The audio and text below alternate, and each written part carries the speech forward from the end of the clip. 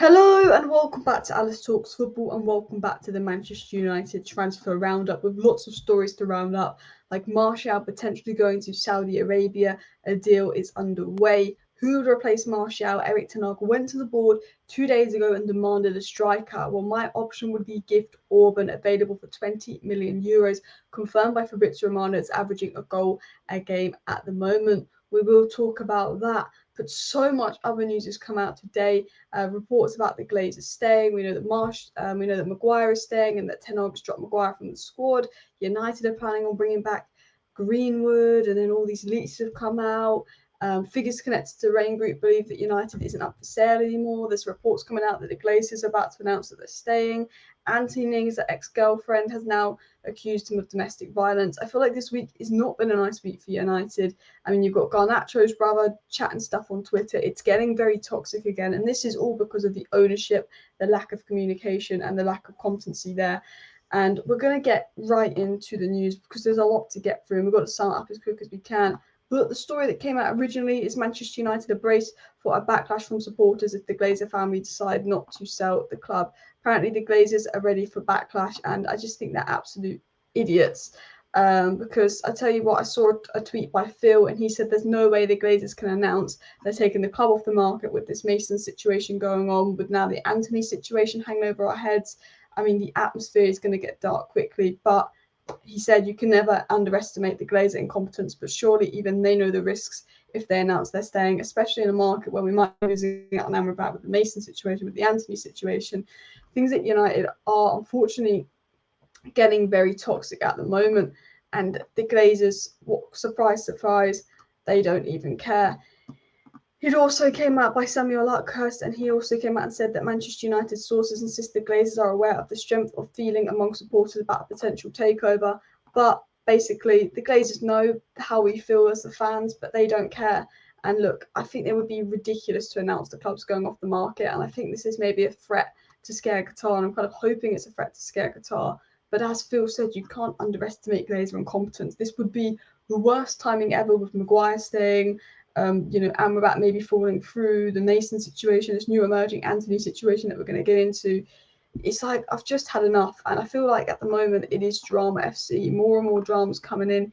Even Garnacho's brother, I'm not going to really be bothered about it, because at the end of the day, Garnacho's brother's incredibly young. He's 16, but Garnacho's brother's saying, if you all knew the things I knew, you'd understand a bit more about who starts and who doesn't.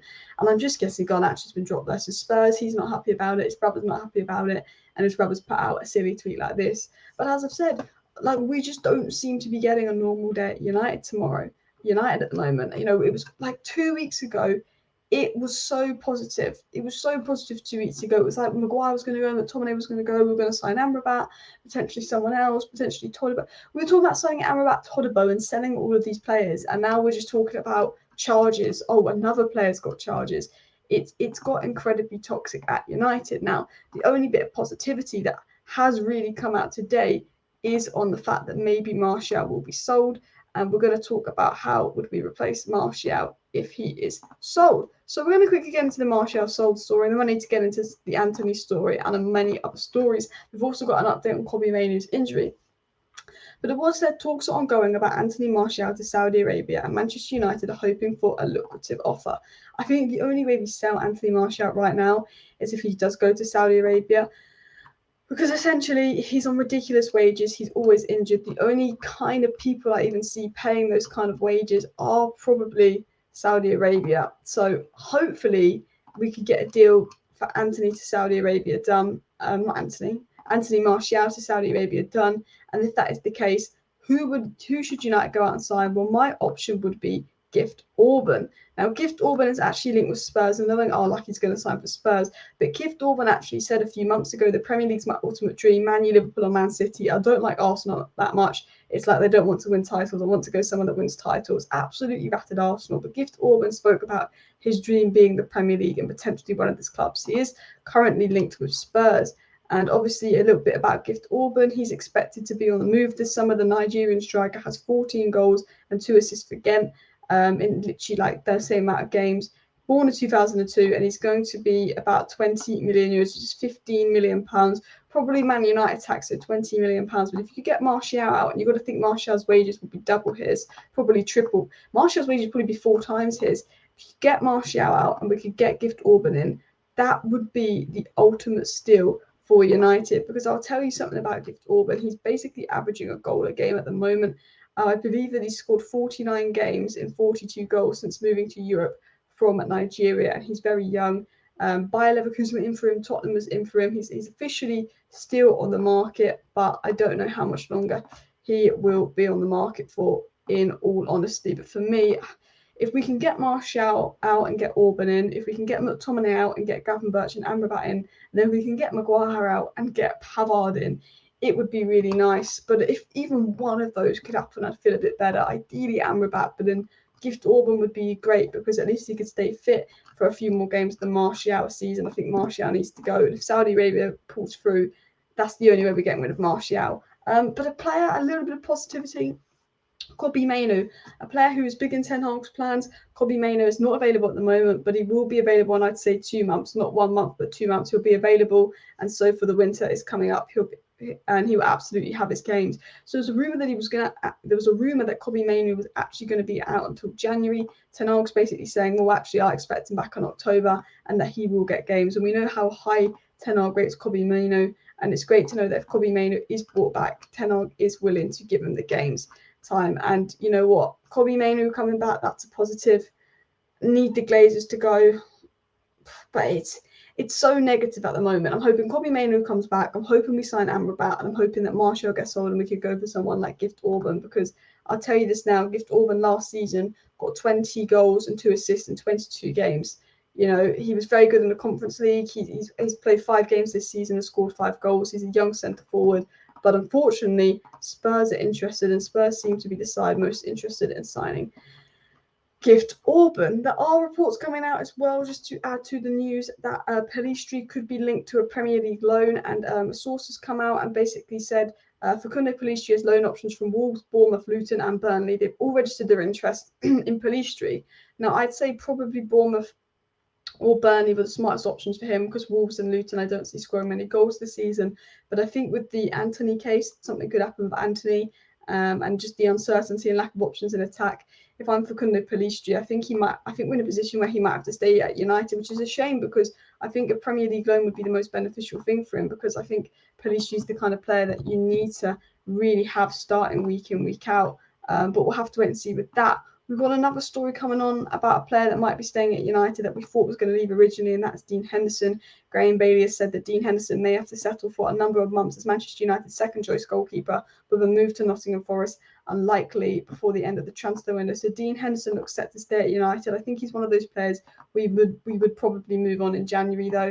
I'm surprised with, obviously teams like Bayern Munich and Real Madrid looking for a keeper. None of them really pursued Dean Henderson. He's not a bad keeper, Dean Henderson, but there seems to be very little interest in Dean Henderson, which I find a little bit frustrating. But at the same time, I think it's because he's injured.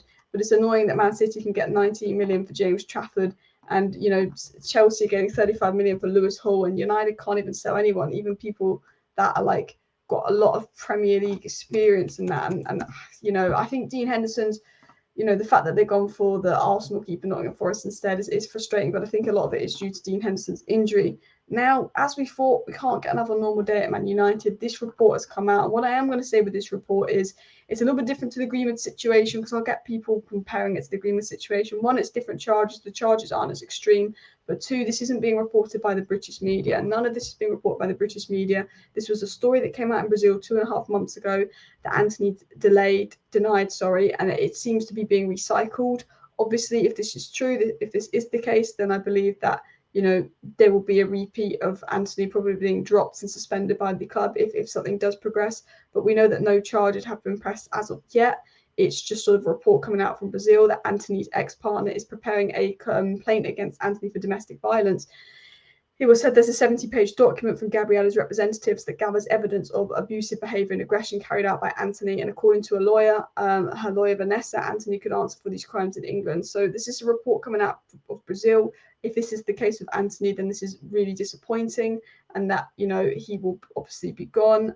But again, this report has not been spoken about in the British media. There's no charges been pressed.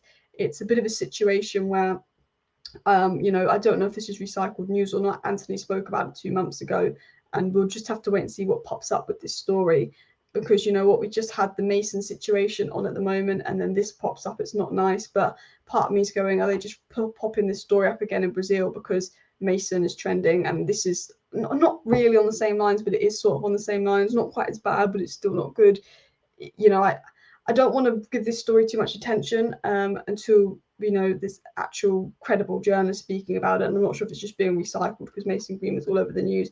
But unfortunately, it looks like there's a not very nice situation going on with Antony, and maybe potential alleged abuse to his ex-girlfriend, and potentially she could press charges in England.